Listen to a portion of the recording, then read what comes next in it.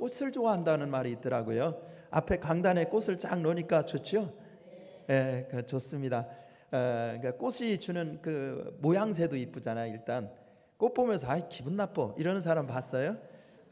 꽃 보면서 기분 나쁘는 사람은 필시 정신건강에 문제가 있는 사람이잖아요. 모양이 이쁘고 향기도 이쁘고요. 그래서 그 현대에서는 막 그 향기를 통해서 그 치료하는 거, 향기 테라피라는 것도 있잖아요. 마케팅에서도 다 그걸 활용한다네요. 그래서 백화점에서는 그 우리 이런 그 통풍구를 통해서 아침에 향기를 내보내는 게 다르고 오후에 향기를 내보내는 게 다르고 이게 다 다르대요. 그래서 사람의 마음을 이렇게 기쁘게 해가지고 물건을 많이 막 이렇게 사게 하는 그런 마케팅도 한다고 그러는데요. 우리 성경에 보면 우리 예수 믿는 사람을 그리스도의 향기라고 그랬어요. 고린도서에 보면. 그래서 옆에 사람 보면서 우리 향기가 됩시다 이렇게 인사 좀 했으면 좋겠습니다. 시작. 향기가 됩시다. 그리스도의 향기가 됩시다. 그렇습니다. 우리가 다 세상을 기쁘게 하고 행복하게 하는 그리스도의 향기가 되기를 간절히 바랍니다. 우리 콜라 전쟁이라는 말이 있어요. 들어보셨는지 모르겠어요. 그래서 세상에서 뭐 여러 종류의 콜라가 있지만 그래도 지금 콜라 그러면 두 회사가 뭐 양대 산맥을 이루죠. 뭐 알죠? 어느 회사예요? 코카콜라하고 펩시콜라죠. 근데 원래 콜라 하면 코카콜라 온통 세상이었었습니다. 근데 지금은 그 콜라 시장에서 그 코카콜라의 매출량을 역전시킨 게 펩시라는 거예요. 그래서 어떻게 해서 그렇게 됐느냐면 건데 유명한 그 역전을 시킨 사람이 그 펩시 회장이었던 존 스컬리라는 사람입니다. 이 존 스컬리라는 사람은 1967년에 펩시에 입사를 했어요. 근데 펩시에 입사를 해가지고 10년 만인 1977년에 최연소로 펩시 회장이 되는 거예요. 근데 펩시 회장이 되어서 그는 이제 오로지 그 이제 그 임무에만 매달리는 거. 어떻게 하면 코카콜라를 이길 수 있느냐. 왜냐하면 세계 시장을 코카콜라가 완전히 다 제패하고 있었기 때문에 후발주자였던 이 펩시 입장에서는 어떻게 하면 저 코카콜라를 이기느냐 이거래요. 그래서 이제 연구하다 그 펩시 이제 그 많은 경영진에서 연구 결과는 펩시의 그 매출의 그 요인은 그 병의 디자인에 있다 이렇게 본 거예요. 우리 펩시 그 코카콜라 병 여러분 모양 예쁜 굴곡으로 된 병 기억나시잖아요. 그 부시맨에서도 오죽하면 그게 나왔겠어요. 코카콜라 병. 그래가지고 펩시 연구진에서는 그 코카콜라의 예쁜 병을 따라잡을 디자인에 막 아주 천문학적인 돈을 쏟아부으면서 여러 가지 병의 모델을 개발했었대요. 근데 안 되는 거예요 도대체. 그래도 역전이 안 되고 이런 제품을 내놔도 안 되고 저런 제품을 내놔도 안 되는 거예요. 근데 1977년에 바로 존 스컬리라는 사람이 그렇게 애를 쓰다가 도대체 이 싸움에 정말 문제는 어디에 있을까? 그래가지고 이 스컬리라는 사람이 회장이 되면서 한 일이 뭐냐면 소비자 조사였어요. 그래가지고 여러 가지 방법을 통해서 뭐 이런 블라인드 테스트라는 거 이런 것도 해보면서 진짜 우리 문제는 맛의 문제가 있냐 이거 뭐 이런 것도 조사해보고 디자인의 문제가 있느냐 이런 문제도 해보고 그런 여러 가지 경영적인 진단과 조사를 하면서 그들이 발견한 것은 이겁니다. 그 콜라 전쟁의 핵심은 병의 디자인에 있었던 건 아니었다. 자기들이 전략을 잘못 쓰였다고 인정한 거예요. 병의 전략이 그 병의 디자인에 문제가 있었던 것이 아니라 이 전쟁의 싸움은 어떻게 하면 콜라를 많이 마시게 하느냐 이게 문제의 본질이다 이렇게 생각한 거예요. 그래가지고 여러 소비자 조사를 통해서 보니까 미국 사람들의 소비 패턴을 보니까 어떤 콜라를 사가든지 집에 가져가면 남기지 않고 끝까지 다 마신다는 이런 그 조사 결과를 바탕으로 해서 이 싸움은 어떻게 하면 많이 마시게 하느냐 이 사람들의 소비 구조를 보니까 그래서 더 양을 많이 주는데 초점을 잡았습니다. 그래서 펩시콜라는 다양한 형태 그래서 집에 들고 가기 좋은 여러 형태의 가벼운 재질로 많이 주는 그런 전략을 세우고 많은 패키지 이런 제품을 내놓아 가지고 결국은 펩시가 코카콜라를 역전하는 데 성공을 했다는 얘기입니다. 어떤 문제에 봉착했을 때 그 해결점을 찾지 못하는 이유는 처음부터 문제의 본질이 무엇인지 제대로 파악하지 못했기 때문에 그렇게 해결을 못하는 경우가 많다는 것이지요. 이것은 교회 생활도 마찬가지입니다.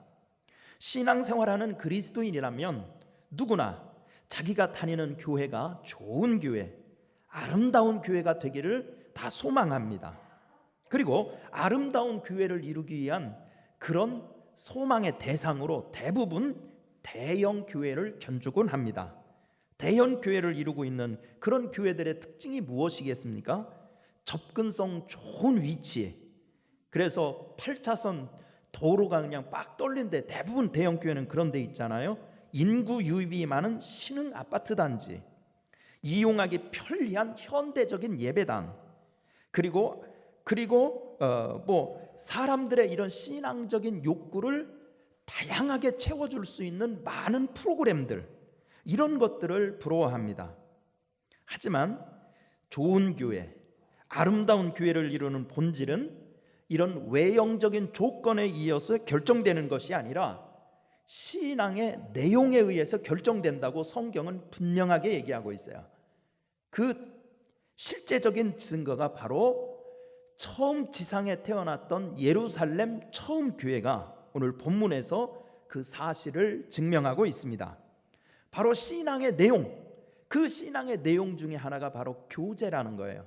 그래서 교회가 어떤 위치에 있든지 교제라는 이 중요한 성경의 가치를 제대로 회복하기만 하면 얼마든지 아름답고 은혜가 넘치는 교회를 만들 수 있다는 것이 성경의 선언인 것입니다. 예루살렘 교회는 온전한 교제를 통해서 극심한 핍박과 멸시 속에서도 역사상 가장, 어느 교회도 이루어보지 못했던 역사상 가장 아름다운 교회, 천국과 같은 교회를 이루었다고 오늘 본문에서 증언하고 있습니다. 과연 예루살렘 교회가 천국과 같은 공동체를 이루었던 그 교제의 기술은 무엇일까? 오늘 본문을 통해서 몇 가지로 살펴보겠습니다. 첫 번째로 예루살렘 교회는 말씀으로 교제하는 교회였다는 거예요. 뭐로 교제하자? 말씀으로 교제하는 교회. 42절 말씀을 함께 읽어보겠습니다. 시작. 그들이 사도의 가르침을 받아 서로 교제하고 떡을 떼며 오로지 기도하기를 힘쓰니라. 아멘. 여기 예루살렘 교회는 여기 뒤에 42절부터 쭉 보면 역사상 이런 교회가 없었대잖아요. 막 유무상통하고 서로 물건을 필요를 따라서 나눠주고, 그래서 가장 이상적인 파라다이스와 같은 유토피아와 같은 그런 지상에서 일시적인 현상이 나타났던 게, 유일하게 나타났던 게 바로 이 예루살렘 교회라고 얘기를 하고 있지 않습니까? 근데 그런 게 어떻게 가능했냐는 거예요. 이 교회의 교제의 특징은 42절에서 첫 번째 말하는 것은 사도의 가르침을 뭐한다? 받는다는 거예요. 사도의 가르침을 받아 말씀으로 교제하는 교회였다. 성경은 이렇게 얘기하고 있어요. 왜 사도의 가르침을 받았을까요? 한번 생각을 해보셨으면 좋겠는데요. 왜 사도의 가르침을 받은 그 말씀으로 교제하려고 그랬을까요? 지금 여기 성경 사도행전 2장에 나오는 예루살렘 교회는, 저를 보고 말씀을 들어주시기를 바랍니다. 잘 한번 생각해 보세요. 왜 사도의 가르침을 받아야 되느냐? 지금 여기 성경에 나오는 이 사람들은 지금 다 종족이 어느 나라 사람들이에요? 유대인들이에요. 어느 사람들? 유대인들이 성경을 몰라요? 유대인들은 규례가 그래요. 난지 며칠 만에 할례를 받아요? 그러니까 그 사회는 그냥 종교적인 사회예요. 날 때부터. 그러니까 날 때부터 이전이에요. 모태부터. 그러니까 사도 바울도 그런 얘기 하잖아요. 모태부터 막 자기가 그냥 하나님의 택정함을 입었다는 얘기는 왜 하냐면, 유대인들은 아예 다 율법의 사람들이에요. 난지 8일 만에 다 의무적으로 할례를 받아 유대인이 돼요. 그거 안 하면 유대인으로 인정을 안 합니다. 유대인으로 인정을 안 하면 아무리 피를 유대인 혈통을 이어받았다고 하더라도 유대인의 모든 시민적인 특권을 제외시켜요. 따돌려 버려요. 그러니까 이방인 취급을 해버리는 거예요. 그러니까 유대인들은 뱃속에서부터 성경 말씀을 지독하게 배우고 살고요. 태어나면 다 동네마다 회당이 있잖아요. 회당. 지금으로 얘기하면 교회 같은 게 마을마다 다 있어서 그 회당 중심의 삶을 살았어요. 회당에서 일반 교육도 했고 종교 교육도 했고 공동체 생활도 했고, 유대인들이라는 독특한 사회 구조를 가진 사람들이란 말이에요. 그러니까 회당을 중심으로 해서 랍비한테 율법의 귀가 막 못이 박히도록 배우는 사람들이 유대인들이에요. 말씀을 그 사람들이 모르는 사람들이에요? 말씀하면 유대인들은 다 말씀의 세례를 받고 사는 사람들이 유대인들이에요. 그런데 왜 이 초대교회들은 왜 그런데도 뭐가 모자라서 말씀을 사도들한테 가르침을 받았겠느냐는 거예요. 왜 그랬을까요? 이유가 있어요. 예수님의 이 사도들만이 성경을, 지금 유대인들이 지금까지 배웠던 그 하나님의 말씀을 진짜 바르게 알려줄 수가 있어요. 그래서 성경의 진짜 주인공은 누구예요? 예수 그리스도예요. 성경의 진짜 주인공은 예수 그리스도예요. 근데 유대인들은 그걸 모르는 거예요. 성경을 아무리 성경을 가르쳐도 그 성경이 누구를 얘기하는 건지를 모르는 거예요. 그래서 사도들만이 예수님한테 직접 배우고 예수님과 같이 생활하면서 예수님의 말씀이 되신 예수님, 요한복음 1장에서 그랬잖아요. 태초에 말씀이 있었대요. 근데 그 말씀이 누구라는 거예요? 예수 그리스도래잖아요. 말씀 자체이신 예수 그리스도를, 그래서 성경의 모든 말씀을 누구를 가리키는 것인지, 그 주제가 누구인지에 대해서 가리킬 수 있는 사람들이 사도였었어요. 대표적으로 보면 이들이 왜 이 사도의 가르침을 받는 게 중요했었느냐, 사도행전 8장에 보면 빌립 집사에 하나 나와요. 빌립이 사마리아에 가서 막 오순절 역사처럼 막 엄청난 부흥 역사 일으키잖아요. 기억나시죠? 그러니까 빌립, 그런 부흥을 운동을 일으켰던 빌립에게 성령님이 지시를 합니다. 빌립아 저 가사로 내려가는 길로 가라. 거기 가다 보면 누구 만날 거예요. 그러면서 하나님의 지시를 따라서 가사로 내려가는 길로 가다가 누구를 만나요? 에티오피아 간다게의 금고를 맡은 내시를 만나죠. 그렇죠? 근데 딱 만나는데 보니까 그 사람이 성경을 읽고 있어요. 그러니까 이 에티오피아 내시는 왜 예루살렘에 왔겠어요? 그 에티오피아 사람들은요, 예수님 당시에도 그렇게 생각했고 지금도 그렇게 생각했어요. 그래서 지금 이 에티오피아에 가면 그 기독교 세력이 있고 아주 원식 기독교의 모습이 그대로 남아있는 데가 에티오피아라는 나라예요. 이집트 그 뒤에 북쪽 쪽에, 저 남쪽 쪽에 있는 나라. 근데 이 에티오피아 사람들은요, 솔로몬 왕과 여왕 얘기 하나 나오죠. 어드 여왕, 시바의 여왕 얘기 나오죠. 시바의 여왕이 자기들 조상이라는 거예요. 그래서 시바의 여왕하고, 시바의 여왕이 예물 가지고 솔로몬 만나러 가잖아요. 그래서 솔로몬 만나러 간 얘기만 나오지만 성경에서는 그 얘기만 나와요. 근데 에티오피아 사람들은 거기서 하룻밤 반짝 사건이 일어났다는 거예요. 그래가지고 생긴 후손이 누구라는 거예요? 유대인, 저기 에티오피아 사람이라고 믿어요. 그래서 에티오피아 사람들은 유대교가 일찍 들어가 있었어요. 기원 전부터.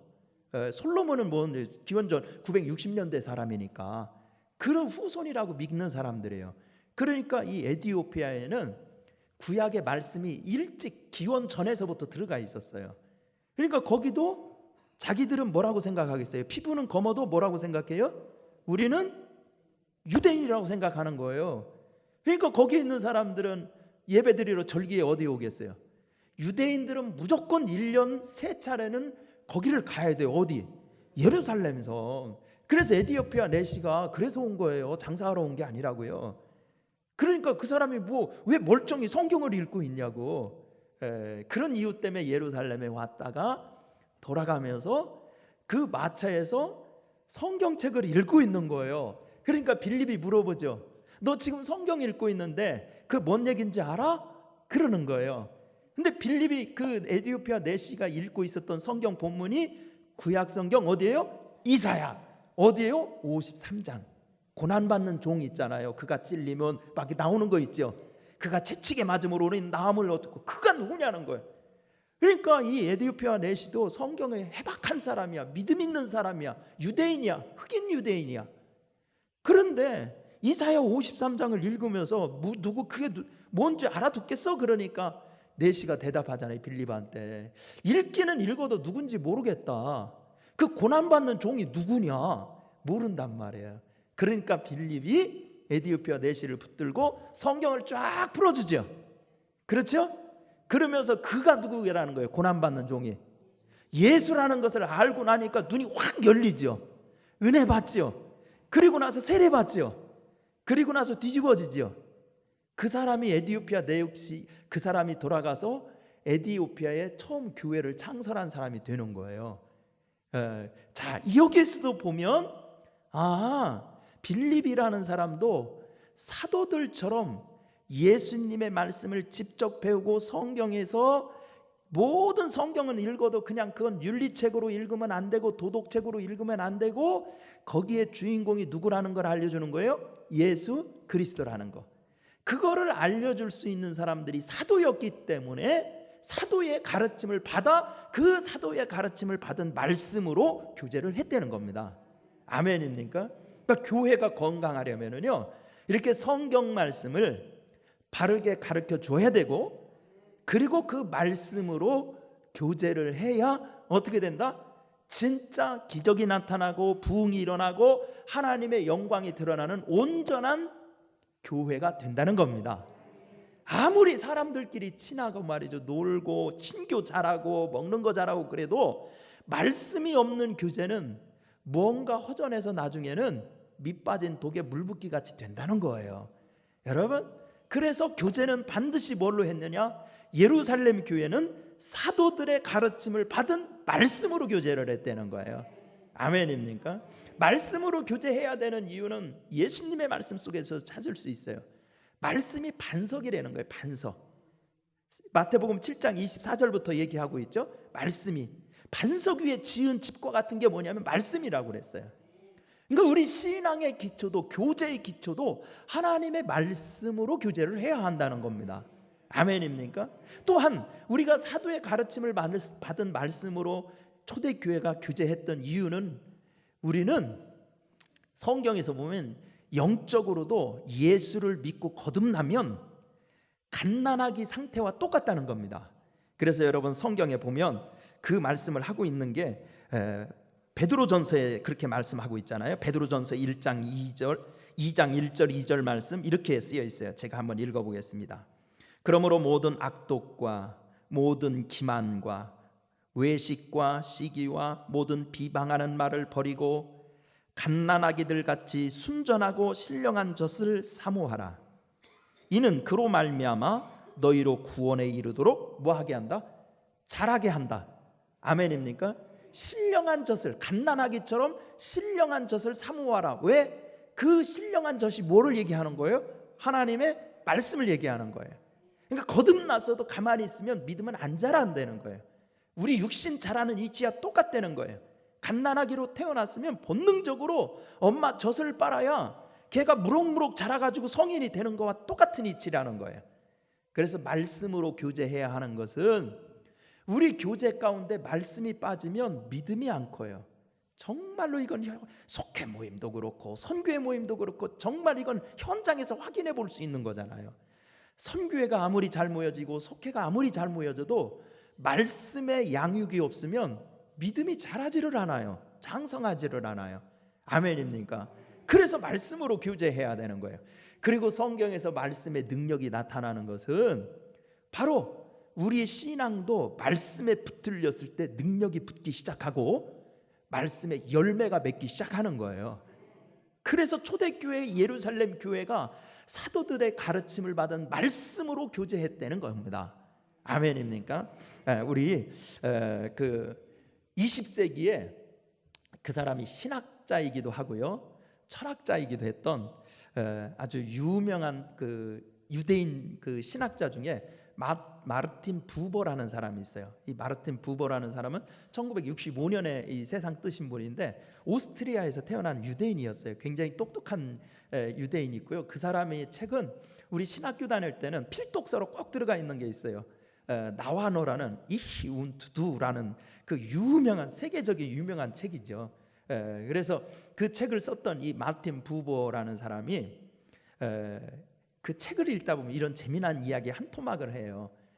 이제 마틴 부버라는 사람이 강의 시간에도 나중에는 이 사람이 1938년인가 그 이스라엘로 돌아가서 히브리 대학교에 이제 교수로 이제 봉직했던 사람이고 세계적인 석학이었으니까 세계 철학사나 이런 사회에서도 아주 세계적인 지성인으로 많이 거론됐던 사람이 이제 마틴 부버라는 사람인데요.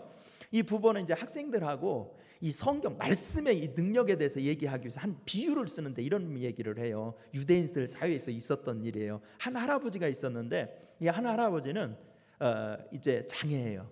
장애가 와가지고 휠체어를 타는 거예요. 근데 휠체어를 타는데 유대인들은 자기들 뭐 아버지가 아니면 할아버지가 자녀들한테 성경 말씀 자꾸 가르쳐 주잖아요. 그러면서 손자한테 이제 성경 말씀을 가르쳐 주는데 그 손자가 할아버지한테 얘기하는 거예요. 할아버지, 우리 그 유대인들 사회에서 유명한 바알 셈이라는 사람이 있지 않습니까? 근데 바알 셈이라는 사람은 유대 사회에서도 뭐 우리나라에서 예를 들면 뭐 조윤기 목사님 하면 막 유명하지요. 예를 들면 뭐 막 일제 강점기 때도 말이죠. 뭐 또 김익두 목사님 엄청나게 기적이 많이 일어났대잖아요.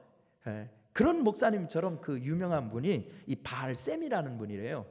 그러니까 이 바알 셈에 대해서 그 손자가 물어보는 거예요. 할아버지, 그 바알 셈이라는 사람은 굉장히 영역이 세서 막 기도하면 기적이 일어나고 병자가 낫고 막 이런 일들이 엄청나게 많았다는데 할아버지는 그 바알 셈한테 가가지고 배우기도 하고 말씀도 듣고 그랬었는가 그 바알 셈이라는 분이 어떻게 능력 있게 얘기했는지 그 선생님 얘기 좀 들려달라고. 그러니까 이제 이 할아버지가 자기가 바알 셈한테 집회에 가서 말씀 듣고 했던 얘기를 막 전해주는 거예요. 그런데 이 바알 셈이 어떻게 해서 기도할 때 그런 능력이 나타났냐면 이 바알 셈은 막 기도할 때 껑충껑충 뛰기도 하고 막 춤을 추기도 하고 막 그런다고 해요.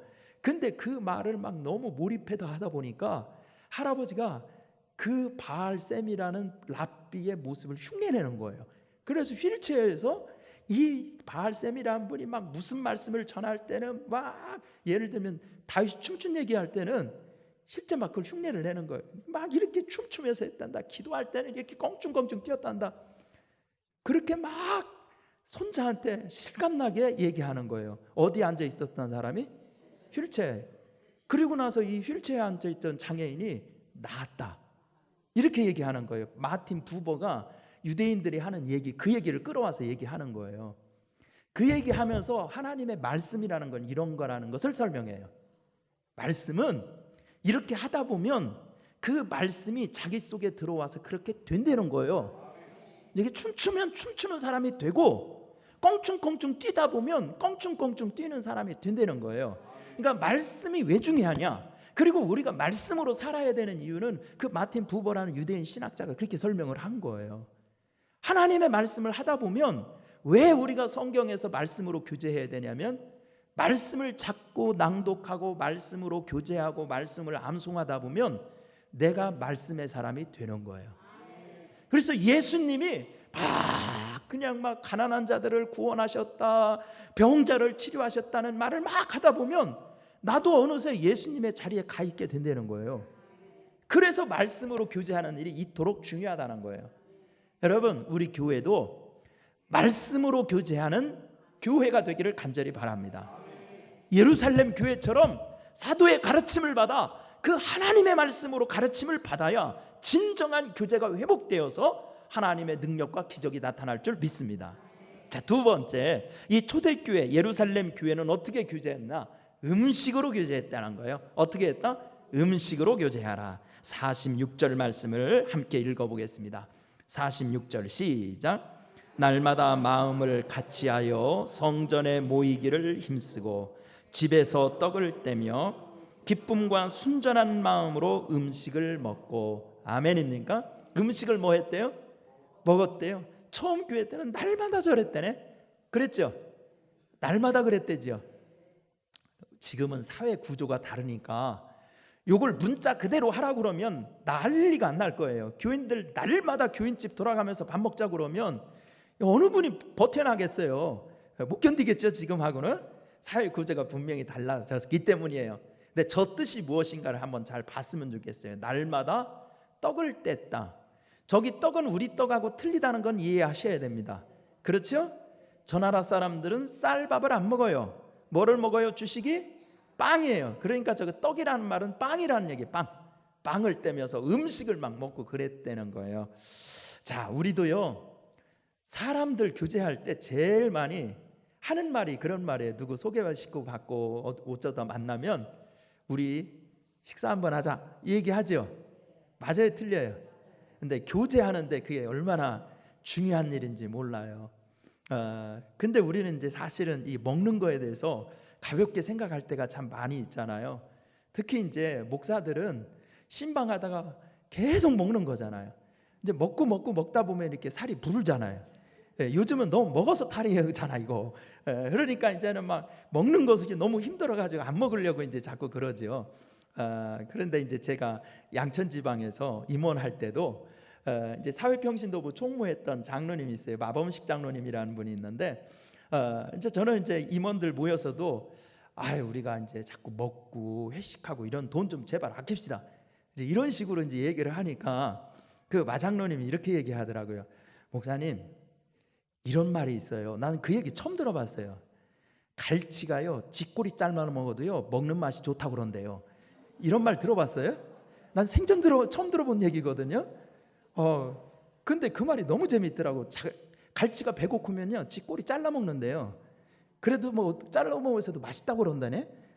그러면서 진짜 이 사람의 마음을 열고 이 얘기가 잘 되게 하려면 이게 음식 이거 나누는 거 이거 무시하지 말라는 뜻으로 그렇게 얘기하시더라고요. 그래서 진짜 한 수 배웠어요. 이게 사람의 교제에서는 먹는 게 이게 무시하지 못할 일인가 보다 이렇게 생각을 했죠. 그런데 이 초대교회 성도들은 왜 날마다 모여서 저렇게 음식 잔치를 했을까요? 왜 그랬을까요? 우선은요, 성경에서 유대인들은 같이 먹는 이 식구들 다 옛날에는 공동 대가족이었잖아요. 대가족. 야곱의 가족을 생각해 보세요. 70명이 넘었잖아요. 대가족이었잖아요. 농경사회에서는 다 대가족이었어요. 그런데 이 성경, 구약 성경의 문화에서는 유대인들의 독특한 문화, 반드시 공동 식사를 한다고요. 근데 공동 식사를 하면서 먹는 것 가지고 교육을 해요. 무슨 교육을 하냐면 신앙 교육을 해요. 어떤 교육을 하느냐? 첫 번째, 성경에서 창세기 3장 1, 2, 3장 나오는데 에덴 동산에서 먹는 문제로 인류의 역사가 갈렸대. 누구 얘기예요? 아담과 하와 먹는 얘기야. 먹는 얘기. 그러니까 먹는 걸 잘해야 영혼이 깨끗해진다는 사상을 가르친 거예요. 그래서 그 먹는 것을 통해서 우리 영혼, 먹는 것은 배만 채우는 기능이 있는 게 아니라는 거예요. 우리 몸에 음식, 영양분만 공급하는 기능이 있는 게 아니라 먹는 것은 우리 영혼과 신앙의 그런 순수함을 결정질 수 있는 중요한 신앙의 도구라고 가르치는 거예요. 그래서 그 사상이 발전하고 발전해와가지고 나중에 창세기에서 내려와서 출애굽기 내려와서 그 다음에 무슨 성경? 창세기, 출애굽기, 레위기가 있잖아요. 레위기를 일명 무슨 법전? 제사법전이라고 그러잖아요. 제사법전인데 제사 드리는 방법 다 나와 있죠. 근데 제사 드리는 방법 나오는 거 보면 거반 다 뭔 얘기예요? 제사 제물 얘기잖아요. 먹는 얘기. 그러게 안 그래요? 제물이 되는 거, 우리가 먹어야 될 거, 먹지 말아야 될 거 거의 쭉 얘기하고 있죠. 그래서 음식 먹는 것을 통해서 우리 영혼의 순결함을 가르치는 도구가 됐어요. 그리고 두 번째, 유대인은 먹는 그 식사를 통해서 출애굽할 때 생각해 보세요. 출애굽할 때 광야 40년을 지납니다. 그리고 광야 40년 들어가기 전에 애굽에서 나오는 날 새벽에 무슨 절기를 처음으로 지켜요? 유월절 절기를 지켜요. 유월절 절기 지키면서도 뭐만 얘기해요? 음식 조리하는 거 나오죠. 무교복 얘기 나오죠. 그렇죠? 다 먹는 얘기예요. 그러면서 광야 들어가면서 하나님이 하늘에서 만나를 내려주셔요. 그래가지고 그 만나로서 밥 지어 먹게 한 거예요. 빵 지어 먹게 한 거예요. 그렇죠? 그러면서 그 사람들은 광야에서 음식을 먹으면서 뭘 얘기했냐면, 이게 자기들이 농사에서 진 양식입니까? 그러면 하나님이 내려준 거죠. 그러니까 음식을 같이 빵을 찢어 먹으면서 뭘 생각했냐면, 하나님의 은혜로 산다, 이걸 교육한 거예요. 그러니까 음식을 통해서 영혼의 순결함을 가르쳐요. 거룩하게 사는 게 뭐냐, 이걸 가르쳐요. 두 번째, 음식을 통해서 하나님의 은혜를 배워요. 그래서 결국은 광야에서 이스라엘 민족이 그걸 100년 지나고 200년 지나고 300년 지나고 하면서 식사를 통해서 그 사람은 자연스럽게 문화가 생긴 거예요. 음식을 먹는 건 배를 채우는 의식이 아니에요. 종교적인 하나의 의식이 된 거예요. 그래서 거룩하게 사는 법, 어떻게 하면 우리는 아담과 하와처럼 낼름낼름 육신적으로 따먹지 않느냐 이거예요. 그래서 거룩하게 사는 법. 두 번째, 어떻게 하면 광야의 백성들처럼 음식을 먹으면서도 하나님의 은혜를 깨닫냐 이거예요.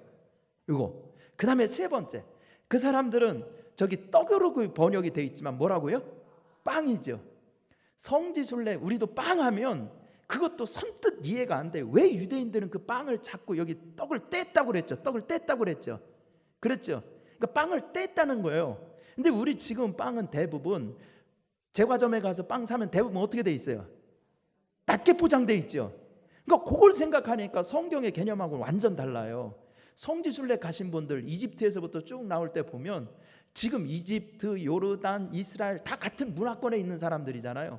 그 사람들이 빵이 어떻게 생겼던가요? 낮게 포장이에요?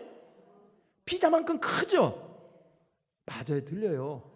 그게 아랍 사람들의 그 빵 굽는 문화예요. 2000년 전도 그랬고요, 지금도 그렇게 먹어요. 그러니까 그 사람들은 밥 먹을 때 그 빵을 이렇게 싸놓고 어떻게 해요? 가장이 찢어줘요. 찢어져 가지고 뭔 얘기를 하냐면, 그 빵을 서로 찢어주면서, 빵이 원래 뭘로 나왔어요? 하나로 나왔죠. 밀가루로 나왔다고 얘기하려고 그렇게 하시네. 지금 나는 하나로 됐다는 얘기 하려고 그런 거예요. 그 하나로 됐던 걸 찢어주면서 뭐라는 거예요? 우리는, 이스라엘 민족은 한민족이라는 거예요. 한민족. 맞아요, 틀려요? 근데 이거를 나중에 예수님이 십자가 달리시기 직전에 성찬식 얘기하면서도 뭐 어떻게 하셔요? 똑같이 얘기하잖아요. 그래서 그런 거예요. 유대인들의 관습이었어. 그거는 빵을 찢어주면서 거기에서 유대인들은 하나야, 우리는 흩어지면 안 돼, 하나님 안에서 한 몸뚱이가 돼야 돼 하는 것을 예수님이 예전적으로 이건 내 몸이야 하면서 너희들 하나 돼야 돼, 이 얘기 하시잖아요. 그래서 유대인들은 음식을 먹으면서도 그랬던 거예요. 근데 여러분, 복음서에 보면 예수님은 잡수시는 걸 잘하셨어요. 다 잡수셨죠? 삭개오의 집에 가서 뭐 했어요? 삭개오의 집에 가서 음식 잡수잖아요. 그러다 삭개오 회개하죠. 마태 집에 가서 뭐 해요? 음식 잡수다가 그 세리마태가 예수님의 제자가 되잖아요. 맞아요, 틀려요? 그러니까 누가복음 7장에 보면 예수님을 늘 꼬투리 잡던 그 마귀 같은 놈들, 바리새인 인간들, 이 사람들이 예수님 시비 걸을 때, 딴지 걸을 때 뭐라고 했는 줄 아세요? 먹기를 탐하고 마시기를 즐기는 자다. 예수님을 갖다 그렇게 꼬집었어요. 그러니까 예수님이 얼마만큼 음식을 통해서 교제하는 모습을, 그건 그들도 막 보니까 음식으로 교제하는 모습이 그렇게 보인 거예요. 그래서 예수님께서는 음식을 통해서, 교제하는 것을 통해서 사람의 마음을 열어 그 속에 들어가서 새 생명을 주기도 하고, 하나님의 자녀 만들기도 하고, 죄인이 회개하기도 하고, 돈에 미쳤던 사람을 새 사람 되게 해가지고 사람들 다 나눠주는 삭개오같이 만들기도 하고, 그리고 나서 나중에 먹는 음식을 통해서 어떻게 해요? 성찬의 의미, 예수님이 진짜 이 땅에 오신 의미를 설명하기도 하고, 그 다음에 나중에는 음식 나누는 것을 통해서 배신하고 도망쳐가지고 갈릴리 바다에서 그물질이라 하고 있던 사람들한테 갈릴리 바닷가에서 뭐를 차려주셔요? 베드로 수익권 교회에서 설명할 때 했었잖아요. 그리스도의 식탁, 멘사 크리스티. 생각 안 나셔요? 제 오후 예배 때 연락에 선전했는데 이거, 그것을 통해서 옛날 사명을 까먹고 옛생활로 돌아간 제자들을 음식을 차려주는 것을 통해서 회복하게, 회개하게 한단 말이에요. 아멘입니까? 음식을 나누는 게 이렇게 중요하다는 겁니다. 그래서 음식을 나누는 것을 통해서 어떻게 해야 되냐면, 실제 우리들도 뭘 해야 되냐면, 그런 교제가 이루어져야 된다는 거예요. 진짜 빵은 누구예요? 생명의 떡? 예수 그리스도. 그래서 음식 나누는 것을 통해서 예수님의 사랑, 예수님의 희생, 예수님의 거룩함, 이것을 교제할 수 있는 도구가 뭐라는 거예요? 음식을 나눠 교제하라는 거예요. 그런데 바로 예루살렘 교회가 그렇게 교제하니까 거기는 천국 같아지더라는 거예요. 그러니까 음식은 먹는 음식이 아니에요. 사실은 자기는 음식을 나눴어. 그래서 초대교회 처음 교회는 성찬식하고 애찬하고 이게 구별이 사실은 안 됐었어요. 근데 나중에 이제 시간이 지나면서 성찬식하고 애찬하고 이렇게 분리가 됐지만, 처음 사도행전 2장에 나올 때는요, 그냥 음식 밥 먹는 거 하고 성찬식하고 구별 없이 해버렸어요 처음에는. 그러니까 밥 먹으면서도 어떤 의미로 한 거예요? 성찬식 의미로 한 거예요. 은혜를 나누고. 그래서 음식의 저 주제는 누구겠어요? 예수를 아는 거예요. 예수. 아멘입니까? 생명의 떡 예수. 그래서 우리 교제 가운데 그런 게 있어야 된다는 거예요. 우리 어떤 분이 그런 말을 하더라고요. 밥통이 열려야 소통이 된다, 이런 말이 있더라고요. 그럴듯하죠? 그래서 야, 그래, 목회 요즘은 그렇게 생각하고 있어요. 야, 목회 별거 있냐, 잘 먹기만 하도 되겠다. 그래가지고 저하고 아내는 요즘 그거 신경 쓰고 있어요. 그래서 자꾸 교인들 뵙고, 또 아픈 사람들이 있으면 만나서 밥 먹자고 하고, 집사람도 이렇게 나가서 밥 사주라고 하고, 이러면서 하니까 그게 정말 설교하는 거 이상으로 중요한 은혜가 교통이 되더라고요. 그래서 제가 올해 연초에도 그거 하고 있었잖아요. 작년부터 속별로 음식 만들어서 나누는 그런 속회 신방 하고 있었잖아요. 사랑하는 성도 여러분, 여러분들도 초대교회처럼 음식으로 교제할 수 있기를 바랍니다. 세 번째, 진정으로 초대교회가 어떻게 해서 이렇게 멋진 천국 같은 모습을 이룰 수 있었는가? 이 교회는 기도로 교제하는 교회였다는 거예요. 뭐로 교제? 기도로 교제. 42절 말씀 한번 읽어보겠습니다. 42절 시작. 그들이 사도의 가르침을 받아 서로 교제하고 떡을 떼며 오로지 뭐예요? 기도하기를 힘쓰니라. 오로지 기도하기를 힘쓰니라. 초대교회 공동체는요, 왜 그렇게 천국과 같은 교제가 이루어졌냐면 교제를 기도로 했대요. 근데 실제 초대교회는 다 기도로 해결을 받았어요. 그러니까 교제는요, 교회는 어떤 교제가 있어야 되냐면 기도를 통해서 묶인 것을 해방시키는 능력이 있어야 된다는 거예요. 교제 가운데 그냥 모이기만 하면 정말 먹고 마시고, 심지어 어디는 막 그런 데도 있다는 얘기도 저도 들은 적이 있는데요, 우리 교회 아니고 모이면 그냥 교회인데도 그냥 술 마시고 고스톱 치고 신나게 날 세워서 막 그런 데도 있다는 얘기를 들었어요. 그런데 그렇게 하면 재밌어요. 세상적인 교제를 하면 재밌지만 그게 횟수가 더하면 더할수록 왠지 이거는 아니다라는 생각이 들 거예요. 그래서 진짜 우리 생명을 살리는 교제를 하려면 기도의 교제가 있어야 돼요. 그래서 기도로 뭐를 해야 된다고요? 묶인 것을 푸는 역사가 경험돼야 돼요. 그러면 진짜 여기는 다른 거구나, 세상과 다른 뭐가 있구나, 이런 역사가 일어나는 거예요. 실제 예를 들면 제가 올해 7월 달에 우리 집안에 이제 일이 있어서 고향을 간 적이 있어요. 큰어머니가 돌아가셨었거든요. 그러면 뭐 큰어머니 돌아가시니까 집안 사람들 다 모이죠. 아버지 형제가 이제 7형제였었는데 이제 이제 큰아버지 한 분이 있었고 밑으로는 다 작은아버지였는데, 다 돌아가신 이제 막내 작은아버지 7째 작은아버지만 남으셨어요. 그런데 이제 그 7째 작은아버지는 청주에서 장로님이셔요. 그래가지고 이제 와서 오다 보면 밥 먹으면서 이제 그 집안 얘기 할 거 아니에요. 그래가지고 이제 그 7째 작은아버지, 막내 작은아버지의 그 저기 딸이죠. 그러니까 저한테는 사촌이에요. 사촌이 이 서울에 살아요. 서울에 사는데 요즘 걔 원숙이인데, 이름이 원숙이 어떻게 지내냐고 그랬더니 자그머니가 막 아우 나는 요즘 걔 때문에 아주 골치야. 아니 왜 골치예요? 걔 신앙생활 그렇게 열심히 하는데. 그랬더니 그래서 내가 골치라고. 교회에서 매일 산대 그냥. 근데 왜 그렇게 됐는데요? 그랬더니 얘기를 하는 거예요. 그 이제 사촌 동생이 작년엔가 언제 셋째 애를 낳는 거예요. 애를 출산하다가 잘못됐어. 그래가지고 혼수 상태에 빠졌네. 그래가지고 중환자실에서 보름 동안 의식이 없었어요. 혼수 상태로 있었던 거예요. 그러니까 죽다 살았다고 막 자그머니가 막 가슴을 쓸어내리면서 그러는 거예요. 걔 죽는 줄 알았다고. 그러니까 보름 동안 혼수 상태로 있었으니 에나타가 얼마나 놀랐겠어요. 다 죽는 줄 알았다고. 근데 걔 하나님이 살려줬다는 거예요. 그래가지고 그렇게 혼수 상태에 들어가니까 걔가 다니는 교회 목사님에서부터 시작해가지고 그 교회 전 성도가 걔 깨어날 때까지 철야 기도를 했대. 그래가지고 진짜 보름 만에 얘가 깨어난 거예요. 깨어나더니 얘가 그 혼수 상태에 있었던 그런 많은 환상을 보고 이런 걸 얘기를 하는 거예요. 그래서 자기가 죽을 사람인데 정말 성도들의 한 음성으로 그냥 강력한 영적인 전투를 통해서 기도해가지고 자기가 기적적으로 살아났다는 걸 체험했네 얘가. 그러니까 그냥 눈만 뜨면 교회 가서 산대. 근데 그걸 누가 시켜서 해요 지금? 아니잖아요. 그러니까 막 오히려 남편도 야 너 믿음 열심히 있는 거 아는데 애 나 키워놓고 가라고 그렇게 해도 안 된대. 말려도 자기가 체험한 거야. 죽었다 사는 거를 은혜로 체험하고 하나님의 기적으로 죽을 사람이 살아났다는 걸 자기가 체험하고 나니까 그 기도의 능력을 체험하고 나니까 다른 설명이 다 필요 없는 거예요. 여러분 교회는 이런 교제가 있어야 된다는 거야.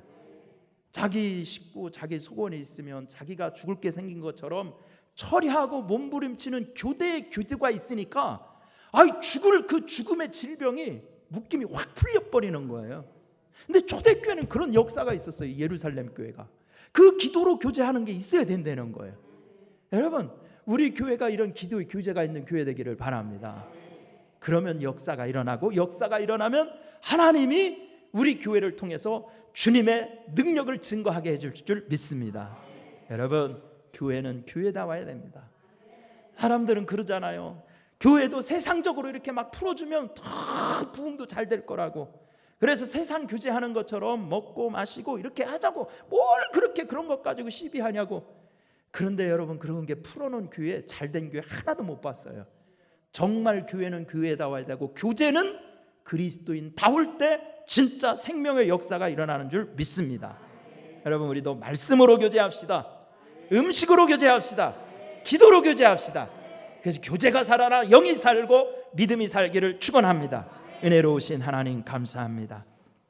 오늘 이 아침에도 주님이 축복하여 주시어서 우리도 참된 교제를 회복해서 말씀의 능력에 붙들리게 하시고 기도의 기적을 체험하도록 도와주옵소서.